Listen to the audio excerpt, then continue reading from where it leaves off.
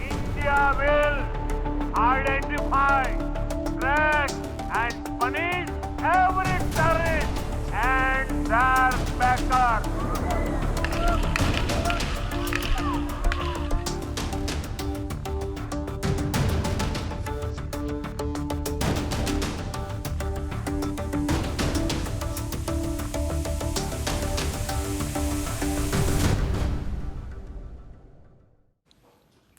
India has fired its first diplomatic salvo.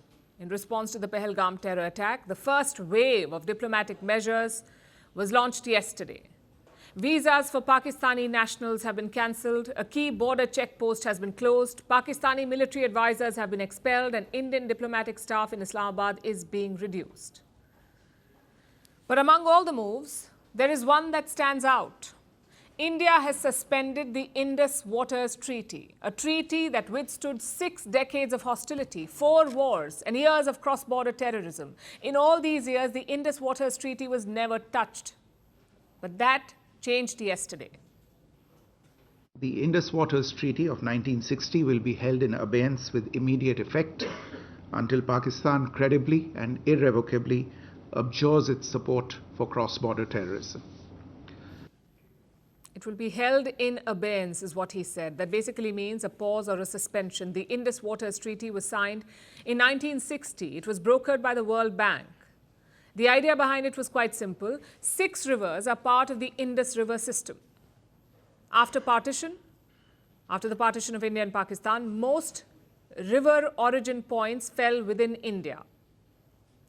A system was needed to share these waters. The Indus Waters Treaty gave that system. It established a framework for water sharing between India and Pakistan. And here is how it works. 6 rivers were evenly divided. The eastern rivers, Ravi, Beas and Satluj, were allocated to India. India has exclusive access to their waters. Similarly, the western rivers were all allocated to Pakistan. That's Indus, Jhelum and Chenab. India retains limited rights over the western rivers. It can use some water sometimes, but the conditions are quite strict. India can access these waters from the western rivers for stuff like irrigation, transport and hydropower. More importantly, it cannot divert the flow. And Pakistan needs access to these rivers. They irrigate, the Pakistanis, they irrigate nearly 80% of their cultivated land using these waters. That's around 16 million hectares. These rivers are a lifeline for Pakistan, and India's decision to suspend the treaty would hurt Pakistan's access. New Delhi cannot terminate this treaty. There is no exit clause. So neither country, neither India nor Pakistan, can abrogate the treaty unilaterally, but India can still exercise some options. Number 1, it can halt the flow of these waters. India can stop releasing controlled water from dams, like the Baglihar Dam on the Chenab River. This will not stop the natural flow of the river, but it's going to reduce the controlled supply. What does that mean? What is controlled supply? Basically, India can stop releasing the extra water stored in dams. Currently, India manages this flow.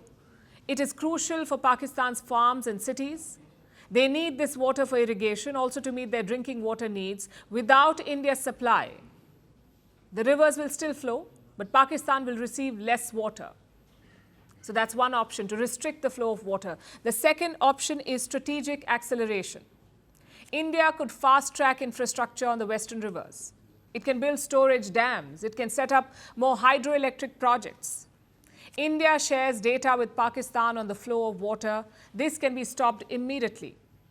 India could also deny access to project sites. Pakistani officials regularly visit dams under construction. Those visits may now be blocked. So India has a lot of flexibility. By suspending this treaty, India gets multiple options. Some are measured, others are extreme. For decades, the Indus Treaty was sacrosanct. Even after terrorist attacks, even during wars, water was never used as a weapon. But that era may now be coming to an end. The attack in Pahalgam has changed the rules. New Delhi has signaled that old constraints will no longer apply. And what is Pakistan's response? Well, they've issued a sharp statement. It said, and I quote, any attempt to stop or divert the flow of water belonging to Pakistan as per the Indus Waters Treaty and the usurpation of the rights of lower riparian will be considered as an act of war. An act of war is what they're calling it. New Delhi has not responded to this statement, but the suspension of the treaty is just one part of India's retaliation. Diplomatic steps will be followed by military action. Pakistan has been warned. Greeting you with aloha and namaste. No, I love India. Presence, occupation of a territory by another country pertains to India, what we saw in Kashmir. How do you see Trump's America? Yes, the current administration behaves differently from the previous administration.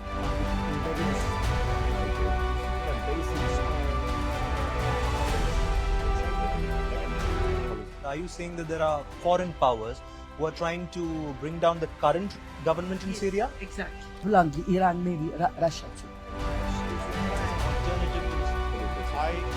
Prime Minister Modi committed to South-South, cooperation. Not over 50%. Is Ukraine prepared to pay the price for that peace? No compromises at the cost of territorial integrity and sovereignty.